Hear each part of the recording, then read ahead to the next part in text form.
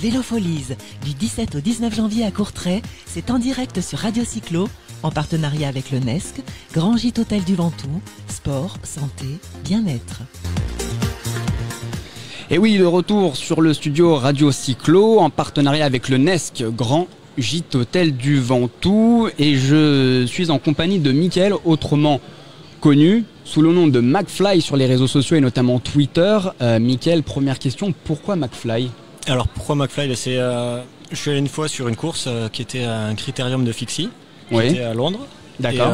Et j'y étais allé là-bas pour encourager les Français, donc de manière très discrète, en criant bien fort. Ouais. Et j'y étais allé avec une tenue de la France et j'avais une perruque bleu, blanc, rouge et le drapeau sur les épaules. Mm-hmm.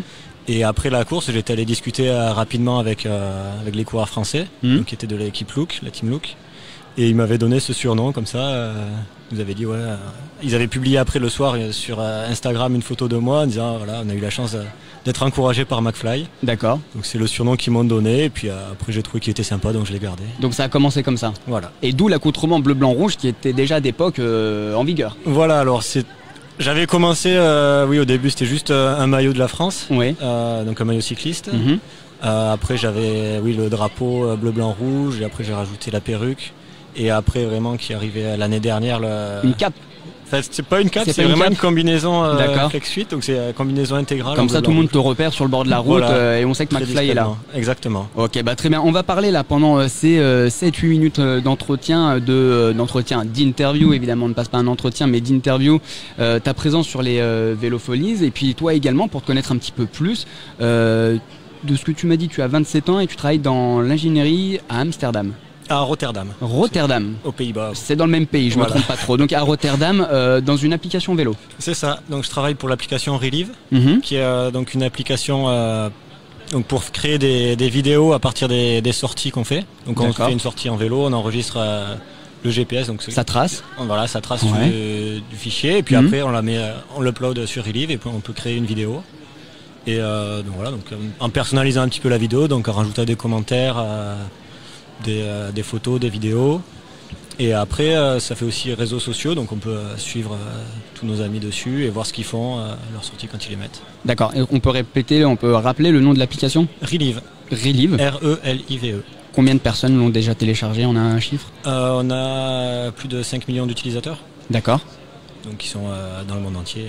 D'accord, dans le monde entier. Voilà. Très bien. Fan de cyclisme ? Fan de cyclisme, évidemment. Et également pratiquant, plusieurs milliers de kilomètres par an de pratique. C'est ça. Donc en fait, le fait d'habiter aux Pays-Bas, déjà, ça aide pour faire du vélo. Ouais, au quotidien. Voilà. Donc je vais notamment travailler en vélo tous les jours. Le rêve. Voilà. On est sur cette voie-là en France et notamment dans les grandes villes. Ça prend peut-être un peu de temps, mais on est sur la bonne voie, effectivement. Ouais. Après, je fais 30 km par jour juste pour aller travailler. Et puis après, le week-end, je fais des plus longues sorties qui peuvent monter au-delà de 100 km facilement. Okay. Et quelques cyclosportives aussi. Ouais. J'ai fait notamment l'année dernière Paris-Roubaix et Liège-Bastogne-Liège. Ouais. Et cette année, je vais faire le Ronde de Van Vlaanderen et Paris-Roubaix. D'accord. Des faciles. Est-ce que tu es prêt ? C'est dans 3 mois encore. Oui, mais est-ce que la progression est constante ? Oui. Je me mets pas de pression par rapport à ça. D'accord. Je pense que en faisant du vélo quotidiennement et voilà, c'est pas. Il y a un peu ça sera faisable, mais. Ok. Sur les réseaux, on te suit et on voit par tes tweets, par tes prises de parole, une affinité pour le cyclisme féminin notamment. Oui. Alors après, c'est pas exclusif, oui, on est d'accord, voilà, mais on retrouve beaucoup de contenu et on voit que tu apprécies le cyclisme féminin. Oui. En fait, c'est pareil, c'est venu disons naturellement. Pareil, le week-end où on m'a surnommé McFly. Ouais. Il s'en est passé des choses ce week-end apparemment. Beaucoup. Ouais. Et le lendemain, il y avait une course, c'était le Tour of Britain féminin. Et j'étais allé et j'avais encouragé pareil les Françaises. D'accord. Et il y avait Audrey Cordon qui était là. Et qui est dans l'équipe Trek alors à l'époque, elle était à Wiggle High Five. Ouais. Et maintenant, elle est chez Trek. Très bien. Et j'avais pu discuter avec elle avant et après la course. Et, elle était super sympa. Et du coup, j'ai commencé un petit peu à suivre plus ses courses à elle de manière plus régulière. Et voilà, après, quand il y a des courses près de chez moi, j'y vais. Et voilà. D'accord. On va te retrouver sur le prochain Tour de France ou pas ? Alors, prochain Tour de France, je vais essayer de faire les 3 semaines. Donc partir avec un camping-car ?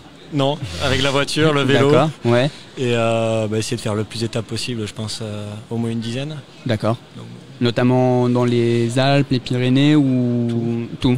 Ok. Commencer 3 jours à Nice, Montégoal, après dans les Pyrénées à Marie-Blanc, puis Marie, aller à Colombière, Grand Colombier, pardon. Grand Colombier, oui. Cornet de Roseland et Col de la Louse et après la plage. Attention, Col de la Lose. Beaucoup l'ont surnommé Col de la Louse, mais Col de la Lose. Laissons-lui sa bonne appellation. Qu'est-ce que tu fais précisément au Vélofolies? Qu'est-ce qui t'a amené ici? C'était pour voir un petit peu toutes les nouveautés en termes de vélo. Et après, disons que c'est le moment d'acheter un nouveau vélo, donc je me suis dit je vais en profiter, je vais voir tout ce qu'il y a. Ouais. Il y a notamment une marque qui m'intéressait. Quelle marque t'intéresse? Qui est Sensa. D'accord. Des vélos. Voilà, vélo route. Et j'avais vu un petit peu déjà, mais surtout en ligne. Et là, c'était l'occasion.